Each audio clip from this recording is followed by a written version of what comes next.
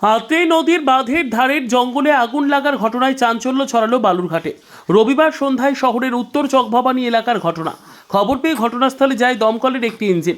তবে ঘটনাস্থলে পৌঁছানোর রাস্তা সরু থাকায় ইঞ্জিন ছাড়াই পায়ে হেঁটে ঘটনাস্থলে পৌঁছে আগুন নেভানোর কাজ করেন দমকল কর্মীরা এবং পুলিশ কর্মীরা।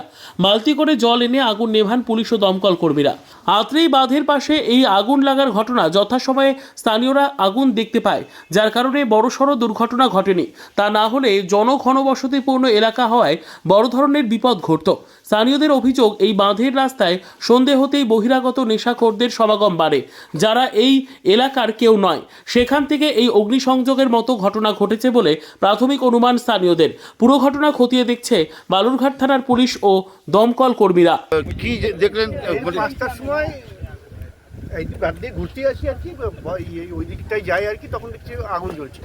তো ইয়ে করলাম না, হয়তো কমেই যাবে হয়তো। আর এখানে যে সকাল থেকে ভোরে গেল ফোটাসটার সাথে যে ছেলেপেলেদের আড্ডা হয়, খালি সিগারেট বিড়ি থেকে আরম্ভ করে না, সমস্ত কিছুই চলে আসে। বহুবার পুলিশকে থানাতে দিয়েছি, অ্যাপ্লিকেশন দিয়েছি, কোনো কিছুই হয়নি। ওরা কোথায় জ্বালিয়ে ফালিয়ে দিয়েছে এটা আমার মনে হয়। না হলে বিড়ির আগুনে সিগারেট আগুনে এরকম হয় না। এর আগে একবার হয়েছিল। আর এখানে সকাল থেকে চরম আড্ডা, ভোরে আলো ফোটার সাথে সাথে।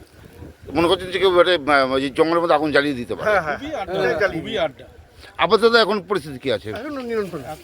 ফায়ার ব্রিগেড এসেছিল? ওনারাই সমস্ত সাংঘাতিকভাবে হেল্প করছে। পাড়ার আমরাও আছি, জল ফল দিয়ে বালতি টালতি নিয়ে করছি।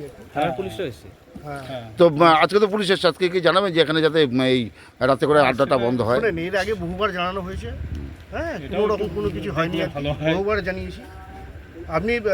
আপনারা কেউ যে কোনো সময় আসলেই দেখতে পারবেন এখানে কিরকম আড্ডা ছিল এবং খালি ওই বিড়ি সিগারেট না, সমস্ত রকম আড্ডা। আমার মনে হয় এখানে আগামী দিনে এখানে একটা কোনো বড় দুর্ঘটনা ঘটে যেতে পারে, দুর্ঘটনা ঘটবে। আপনার নামটা একটু বলবেন। আমার নাম পরেশ চ্যাটার্জি। ব্যুরো রিপোর্ট, উত্তর বাংলা সংবাদ।